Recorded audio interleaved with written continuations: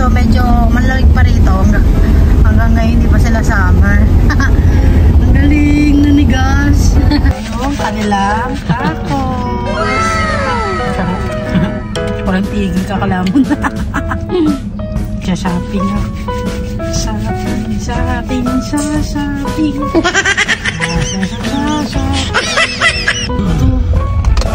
Tatawag na lang pag kami kailangan na lang.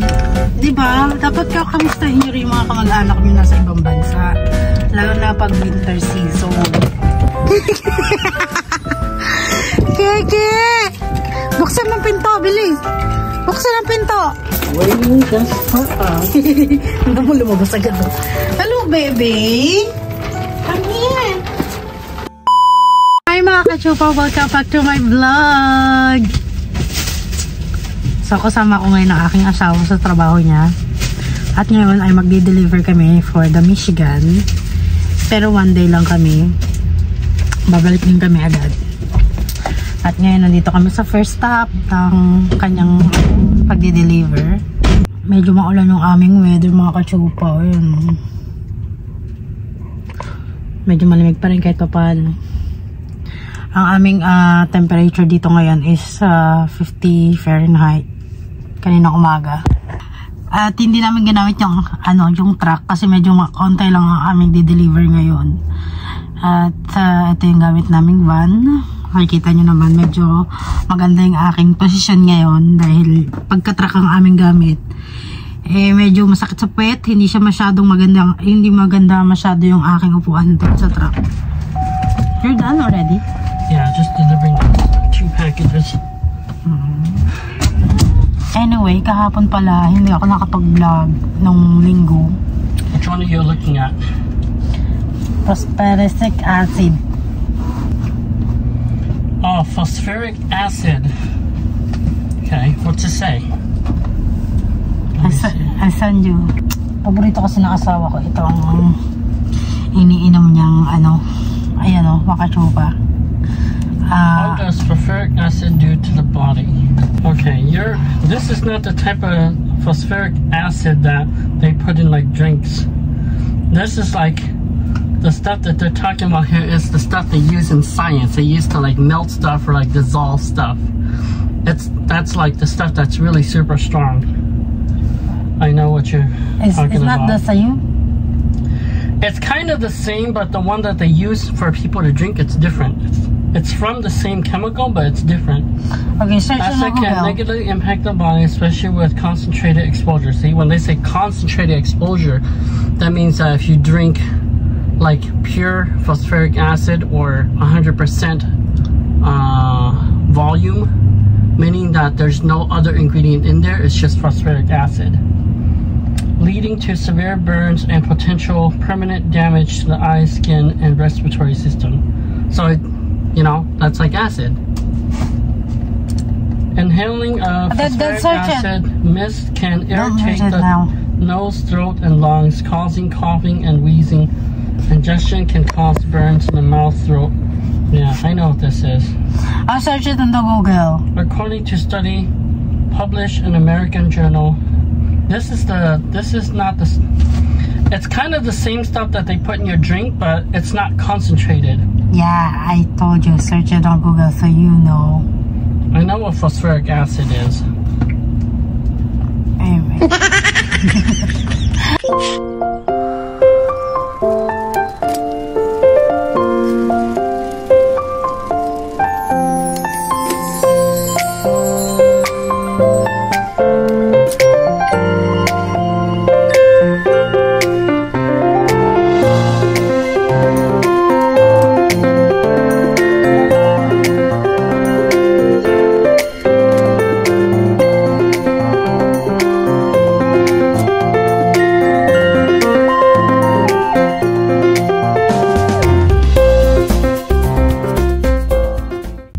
Nakatulog ako.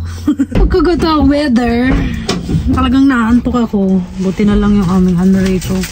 Nandito na kami sa pangalawang delivery. Tignan mo mga bahay dito mga kachupa. Kakaiba yung mga bahay dito. Parang, alam mo yun, parang sa ibang lugar ka talaga. Bye. Umuulan kasi mga kachupa kaya hindi ko may sa inyo. Medyo nagpuputong lang ako.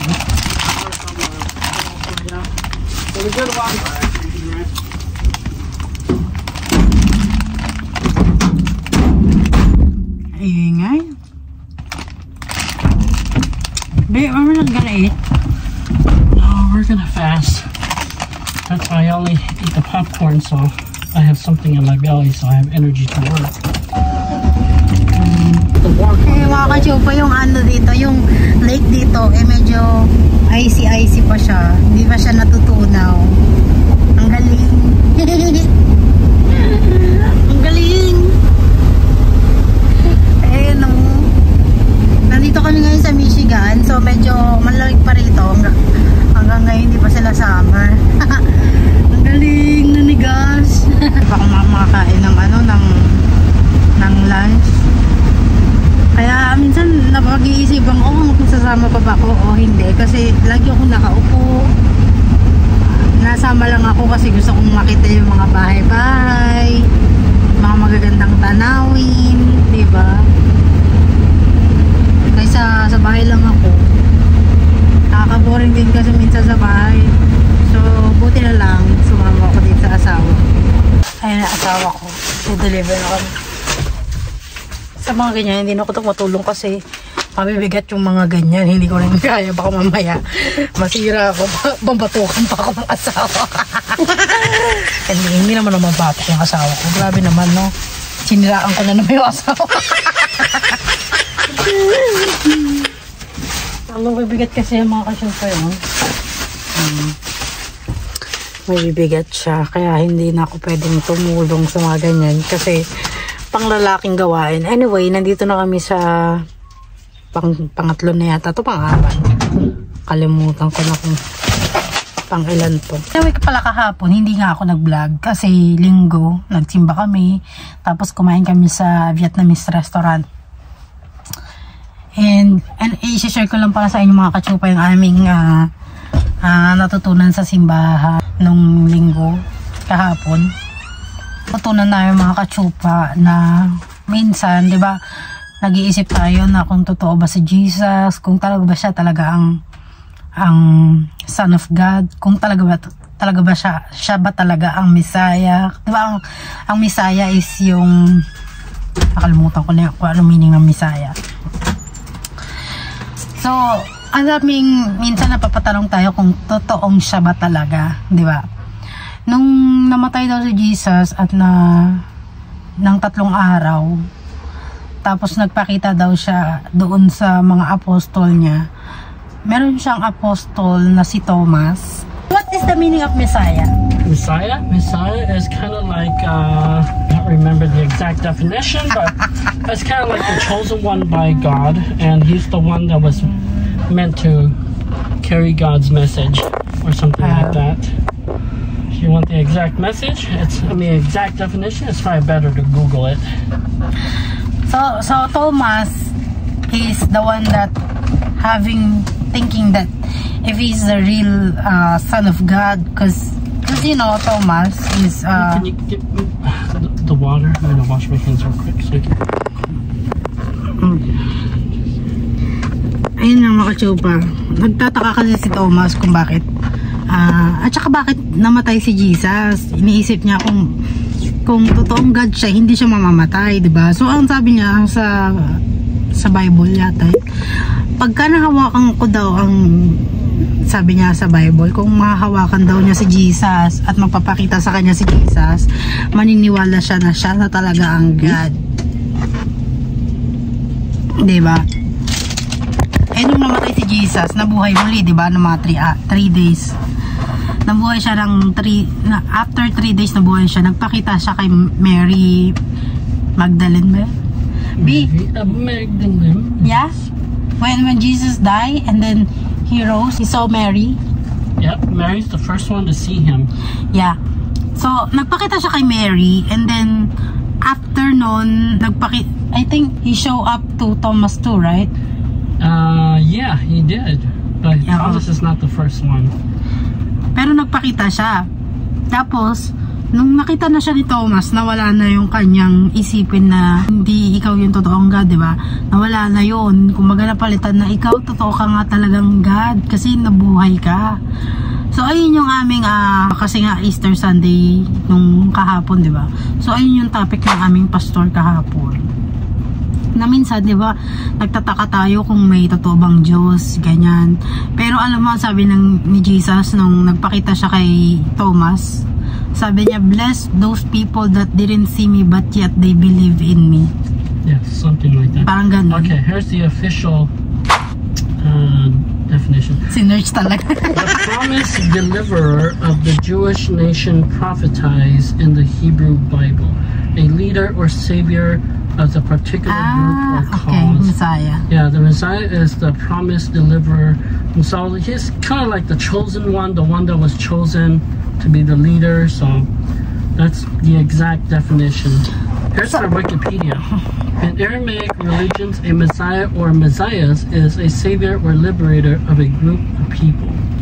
Yeah, so that's pretty much what it is. Ayun. Tapos sabi ni Thomas kay Jesus, where you're going? Sabi ni Thomas kay Jesus. And then sabi ni Jesus, I am the way, I am the light, I am, what was it called? I am the way, I am the truth, Yeah. I am the life. Only through me can enter the Father. Parang ganun yata. No one goes to the Father. Ayan. Ayun. Something like that. Ang dami kong ano. So ayun yung aming discussion. Diba? Ang daming discussion na natutunan namin. Actually, alam na namin yan kasi nga napanood namin yung moving The Chosen. Kaya nakakatuwa lang kasi sa ibang religion hindi natuturo yung mga ganyan, diba? Ayun yung aming topic. Kaya gusto ko lang i-share sa inyo na kahit ako hindi ko nakikita si Jesus. Meron ako pananampalataya na buhay siya. Lagi siyang nakabantay sa atin. Kahapon mga katsupa, kwento ko sa inyo. Pagkatapos namin kumain ng Vietnamese food, pauwi na kami. Muntik na kami mabangga. Kasi yung kotse, lalabas, hindi tumitingin. Eh, di ba pagka straight line ka, wala kang sign na stop, pwede, dire-diretso ka lang, di ba? Dapat sila ang i-stop, di ba? Kasi sila ang may sign ng stop. Hindi ka na kami mabangga, buti na lang buti na lang yung coaching yun, hindi kasi siya nakatingin sa right. Galing kasi kami sa right. Hindi kasi siya nakatingin. So, ang nangyari, buti na lang yung takbo niya, maano lang, mabagal lang. Hindi ka na talaga kami mabangga, kaya sabi ko talaga thank you Lord dahil parang niligtas mo kami. Eh, ang gayet pa naman namin kahapon yung old car niya. Naku, pagka nasira yun, wala na kasi wala nang mga holes na sobrang tanda na kasi ng old car nito. Pagka nasira, mahirap nang palitan yung mga materials, di ba? So, maraming salamat talaga kay Jesus. Parang ginaid niya kami. Kasi kung mababangga kami dun, ako, mas malalaman namin walang insurance yung makabangga. Sakit sa ulo yun, di ba? So, buti na lang talaga. Wala lang, shinare ko lang. Na napakabait talaga. Lagi kaming ginaguide ni God. Kung saan kami makapunta. Kain na naman siya. Gutom na rin siya. Are we gonna go back now? On our way back. Babalik na kami. Dito sa Michigan, mga kachupa, yung mga snow hindi pa rin nagtutunaw-tunaw. Kaya medyo malamig dito eh. Wala rin masyadong sasakyan. Walang traffic. Ayun. Ayan ang kalsada dito. Marami rin mga puno. May mga ice pa rin na hindi natunaw. Ayan. Ice. Na hindi natunaw. Diba? Pagka ganito ang weather, ang sarap magkape, no? Can you buy me coffee? Coffee? Hot coffee. Because, di ba sarap magkape pagka ganito, umuulan-ulan pa. Tapos ang ganda ng nakikita mong scenery. Alam, gusto ko lang magkape. Ang ganda kasi ng weather niya eh. Ganda yung gusto kong weather, mga kachupa. Yung konting sprinkling ng ulan, tapos medyo malamig, mapuno. Diba? Yun yung gusto kong weather. Ayan, ang ganda.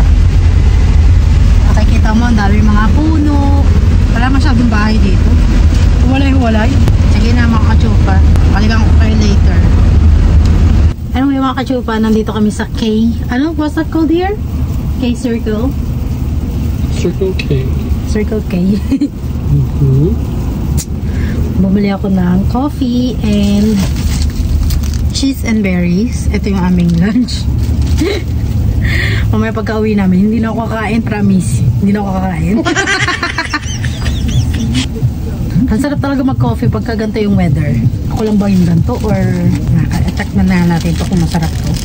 Sabi ng asawa ko masarap daw to. First time ko kakainin to. Beautiful audience at $59.99. Make some noise, everybody! Alright. Sarap ba? Malambot yung kanyang bread. So, we decided to do it today. It's a grand opening. Are we gonna go? Yes. Can I taste that? Cigars, have some conversations. Probably the best part of the night is when there's no cameras, especially in the lounge, you cannot have a phone on. But it's Sarap din where pala. conversations get deeper. I'm excited about it. However, has it been a few months from? Go na kami mga kachupa. Update ko na lang kay later. Who was the last election? Oh wow, it was election night.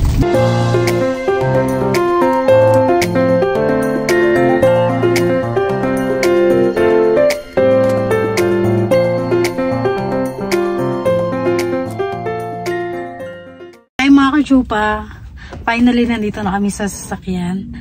Pauwi na kami ng bahay. Kaya lang, sabi ng asawa ko, bibili daw kami ng tacos. Ipapakita ko sa inyo kung gaano kasarap ang tacos dito sa Amerika. Nung una mga kachupa, hindi ko siya bet kasi parang naanuhan pa ako. Pero nung lagi ko na siyang nakakain, lagi ko na siya natitikman. Mexican tacos tawag dun. Lagi ko na siyang natitikman. Nasasarapan na ako na Can you give me the bottle of water? You wash hands? I already wash my hands. You already wash your hands? Okay. Finally. Tapos na, alas 5 na ng umalis kami kaninang umaga ng alas 5 ng madaling araw. Ngayon, 5 PM na. So, 12 hours siyang nag-drive. Yeah, you tired? I was, but I'm awake now, so I'll be okay. Kiss me. Kiss me. Sana all. I'm glad you came along. You kept me company. Yeah, because you fall asleep. Almost fall asleep. And I always fall asleep. Lagi ako nakakatulog sa sasakyan. Wala ko siyang magawa eh. Tapos puro kain. Ayan mga kachupa, yung El Tequila, bilihan ng aming Mexican tacos.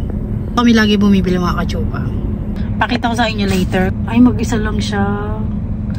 Alam mo, maganda yung negosyong ganyan, mga kachupa. Kaya lang kailangan mo talagang bumili ng truck at saka kailangan may alam ka sa tag dito, sa pagluluto. Ako naman madali lang naman ako magluto mga kachupa. Kung marami lang mga Pinoy dito, ay magtitinda talaga ako ng mga Filipino food. Kaya lang kasi parang pag nagtinda ako rito, parang feel ko lang bibili kasi hindi nila alam yung Filipino food. So tingin ko kasi medyo mahal din pagka bumili kami ng truck, bumili kami ng magparehistro kami, magbayad kami ng business permit. 'Di ba may mga ano rin, 'di ba? Kaya sabi ko, saka na lang siguro pagka umukay na yung buhay namin. Wala na kami masyadong bayaran. Kasi ngayon nga inuuna namin yung bayad ng bahay, 'di ba? Bayad ng mga utang, inuuna muna namin yun bago kami mag next step. Ngayon after nun, pwede nang mag-business. Medyo mainit dito. Doon sa Michigan, napakalamig. 52 dito sa Michigan yata. 40, 39, mga ganun. Malamig. Malamig pa rin sa labas. Nilalamig yung asawa. Ano, B? 5 minutes. 5 minutes. I guess I'll So take- we're gonna eat here, ha? Yeah, of course. We're gonna do mukbang. I'll find a food tray so we can put in here. Yeah. For now, no food tray. So He's alone there. I don't know. Has one other person helping him? I don't know. Or maybe he's by himself. I do not know. Andito na yung aming ulo. Arshada! Laki na Arshada. We have This a is large. grande. Huh? Large? Yes, we have a grande, so that means it's large? large for both of us. They didn't put cinnamon. They did. It's in there. That's in there. Sarap. So we have the hot sauce here. Kain muna tayo mga kachopa. Mukbang muna tayo dahil pagod na. Mukbang. What is mukbang? Itong kanilang hot sauce. They gave us one hot sauce for 5 tacos.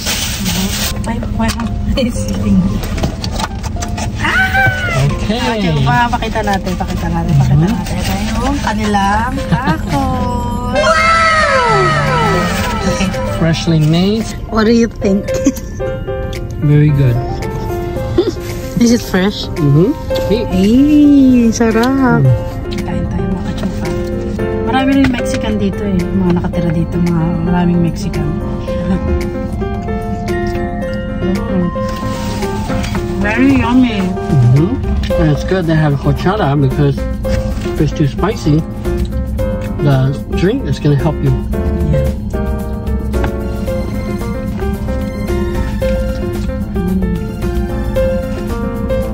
Very good too because corn tortilla, steak, onion, cilantro, hot sauce, can't go wrong with that.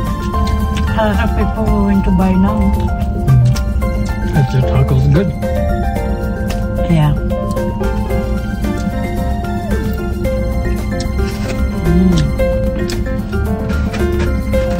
Pag-uwi ko, magta-treadmill ako. Mga 2 hours. 2 hours treadmill. 2 hours treadmill for 2 tacos? You're too generous. Me, 3 tacos, 3-minute treadmill. Sarap. Walang tigil, kakalamon. Kaya pala ang tacos dito ay very popular kasi medyo masarap na talaga. Ang tacos kasi sa atin, di ba ang ginagamit nating tacos yung chichirya talaga. Ito kasi, parang, ano siya, what's this called? This? Mexican steak taco.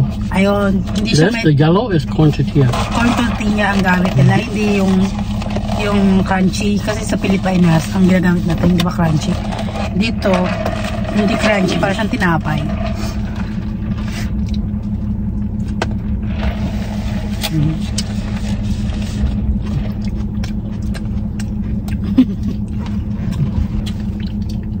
You want more?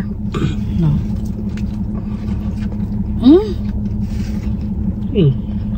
Okay. I'm gonna wash this soon. Kakalit na kami sa loob ng kotse. Itong drinks namin, mga kachupa, ang ginamit nila dito is yung vanilla milk, vanilla, and then rice. They put rice here. Rice and then cinnamon. Kaya medyo masarap. Can I bite? One more time.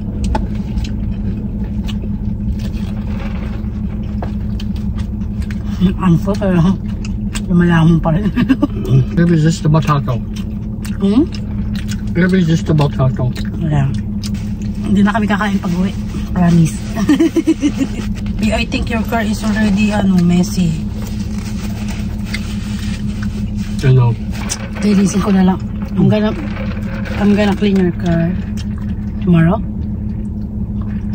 If I get off early and the weather's nice. And then I'll take you shopping. Ah! I think that'd be a fair trade. Your old car and this car, huh? Just this one. Why do you want me to clean the old car? Because it's old and it's fine. But I wanted to clean it. There's nothing to clean in it. It's so dirty.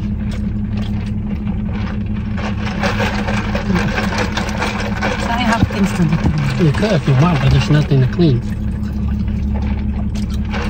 It's so dirty nga eh. Okay mga kachupa, pauwi na kami. Hanggang dito na lang yung ating vlog. Medyo mahaba na ate tayo. Marami na tayong pinagsamahan. Ayun, you want some Buti na lang meron kaming ganito. Ano to yung wipes? Oh, Bio. How many do you have? I have a lot. I put it on my bag. Nice. I had some in my car too, but I think I don't have any more. Hello, this one is... It's dry already? Dry. It's too old. Tutuyo pala yun. That's dry too? Oh. Ito kasi may alcohol. Para pagkatas namin kumain dito, hindi naman mangangamoy ng kamay namin, di ba? So bukas, nilinisin ko yung kotse ng asawa ko. And Okay. Ready? Pagsha-shopping ako. Shopping.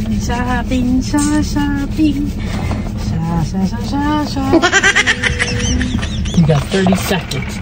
Get whatever you want. And then you just barely run to the item you want and then time's up already. You don't have time to go to checkout. Or you grab all the stuff you want really fast, you go to checkout and there's a long line. Well, time's up. You need to put it back. You're crazy. I was about to puke what's it called? This? Horchata. Horchata? I was about to puke the horchata earlier when you told me that 30 seconds. You're about to spit it out. 30 seconds. I'm just joking. 30 seconds is too fast. You can't really get anything for 30 seconds. 5 minutes? Maybe 5 minutes, but not 30 seconds. But I'm not gonna do that because if I did that, I'm just gonna get the stuff that I didn't need. Yeah. So I don't need that. Pauwi na kami mga kachupa. Silipin natin si Kiki kung ano nangyari. Doon na tayo sa bahay pag nakauwi na tayo. Come on, people, hurry! Alam mo mga kachupa, natutuwan ako pagka nagiging summer dito sa amin. Kasi parang naiisip ko na ang dami kasi pwedeng gawin dito pagka summer. Pero pagka winter, isa lang pwede mong gawin. Yung ice skating lang. Yun lang. Ayun lang pwede mong gawin pag winter. Pero dito pagka summer, ang dami mong pupuntahan. Makakapunta ka sa Bay Beach. Makakapunta ka sa mga beach dito. Makakagala ka mga kachupa. Pero pag pag winter talaga, doon para kang nadidepress. Kasi nga hindi ka naarawan. Diba? It'll make you appreciate summer much, much more. Kaya yung mga pamilya ko sa Pinas, pagka minsan na parang ayoko sila kausapin ngayon. Kasi parang pag kinakausap ko, dumadagdag lalo yung problema. Parang ngayon, naiintindihan na nila na pagka nasa malayo ka, intindihin nyo yung mga taong nasa ibang bansa na hindi naman ganun palaging masaya, diba? Minsan lalo na yan, pagka hindi kami naaarawan, may snow, sobrang lamig, nasa bahay lang kami, para kami nadidepress. Kaya dapat pagka tumatawag yung mga kamag-anak nyo sa ibang bansa, isang tawag, sagot. Hindi naman yung, diba? Tapos tatawag ka, gusto mo lang kausap, wala kang makausap, tapos hindi sila makontak, hindi mo sila walang parang alam mo yun mga kachupa, parang wala kang kaibigan dito, wala kang kung naghahanap ka ng makakausap, tapos yung mga kamag-anak mo, mga kapamilya mo, pag tinawagan mo, hindi makakontak, sino ba hindi mabubwisit, diba? Kaya sabi ko nga talaga, pahabain mo talaga ang pasensya ko. Dapat nakakaintindi sila ng gano'n dahil yung pamilya nila nasa ibang bansa, siyempre hindi nila alam kung ano mga nangyayari sa kanila, diba? Pag pinapakita ng pamilya mo na wala kang pakialam sa mga pamilya mong nasa ibang bansa,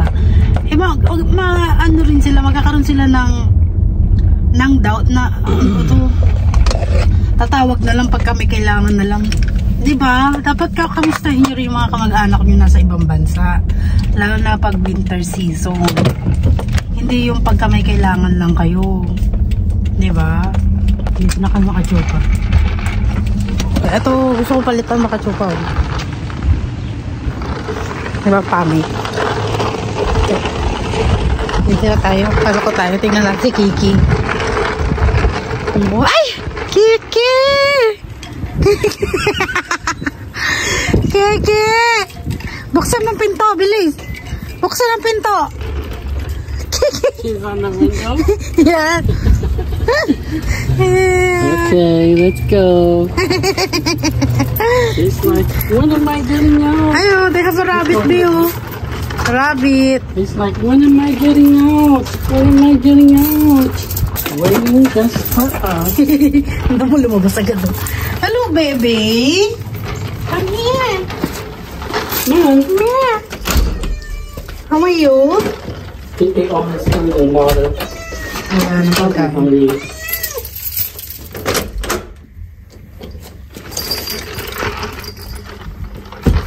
Dito na kami sa bahay namin, mga tita. And finally, we are home safe. Oh, honey just came home. Honey is there. Oh, she's just coming out? Yeah. Oh, okay. I'm gonna open the door. Hey, honey, you just got here? Yeah. We just got back too, just in time. So hanggang dito lang ang ating vlog, mga kachupa. Maraming salamat for watching this vlog and I hope you like it. God bless.